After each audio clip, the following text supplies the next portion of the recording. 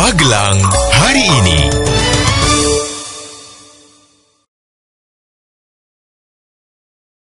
Warga Magelang berjumpa kembali bersama saya Agnes Middleton dalam Magelang hari ini.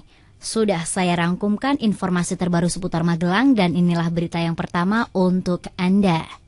Warga Magelang, Pemkot sudah menerbitkan surat perintah mulai kerja pembangunan Los Pasar Rejowinangun. Jangka waktu pembangunan selama 300 hari kerja atau 10 bulan. Namun diharapkan pembangunan los bisa selesai lebih cepat dari yang dijadwalkan, sehingga sebelum lebaran tahun depan pedagang sudah bisa menempati. Sementara itu, kekejaman yang dilakukan Israel terhadap Palestina menimbulkan keprihatinan mendalam bagi siswa-siswi SD Terpadu Ma'arif Gunung Pring Muntilan. Mereka meminta anak-anak Palestina diselamatkan dari serangan bom dan peluru militer Israel.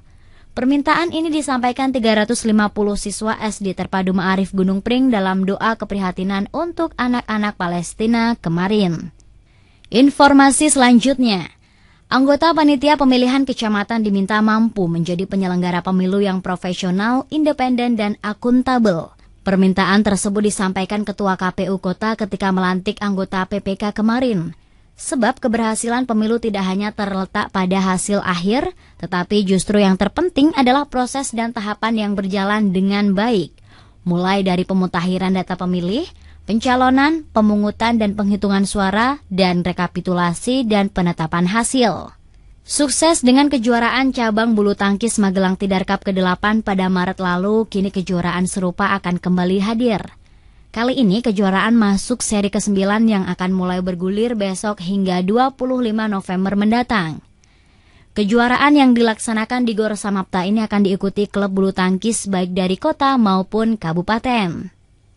Warga Magelang, JPU Kejari Kota Mungkit menyesalkan ketidakhadiran pengacara 2 warga Tegalrejo dalam kasus pemotongan 2 batang pohon bambu. Jika pengacara hadir, seharusnya sidang tidak ditunda dan proses persidangan akan berlangsung lebih cepat. Namun, karena ketidakhadiran tersebut, sidang ditunda menjadi 28 November mendatang. Setelah selama beberapa bulan harga komoditas kedelai mengalami kenaikan, kini justru sebaliknya. Selama sebulan terakhir, harga kedelai terus menurun karena stok yang banyak, namun daya beli masyarakat relatif stabil. Penurunan harga ini cukup melegakan para pebisnis, sebab harga kedelai yang murah dapat mendorong para pengrajin tahu dan tempe untuk bersemangat lagi dalam berproduksi. Warga Magelang, penataan PKL yang dilakukan Pemkot menarik perhatian sejumlah kalangan.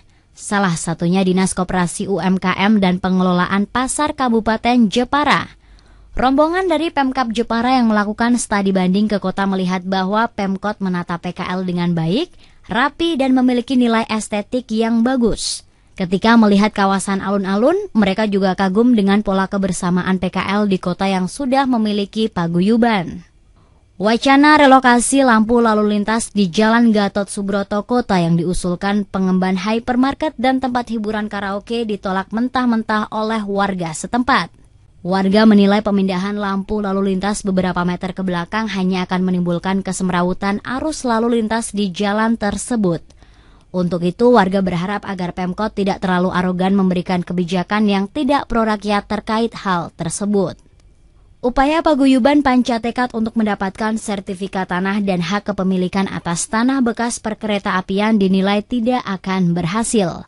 Meski upaya hukum ditempuh, pemerintah dalam hal ini melalui BPN tidak akan berani mengambil keputusan selama belum ada pelepasan dari PT KAI. Apalagi kabar yang beredar PT KAI tidak akan melepaskan tanah tersebut meski sebenarnya tidak difungsikan.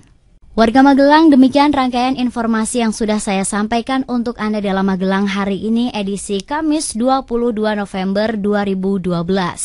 Saya Agnes Middleton, sampai jumpa. Magelang hari ini.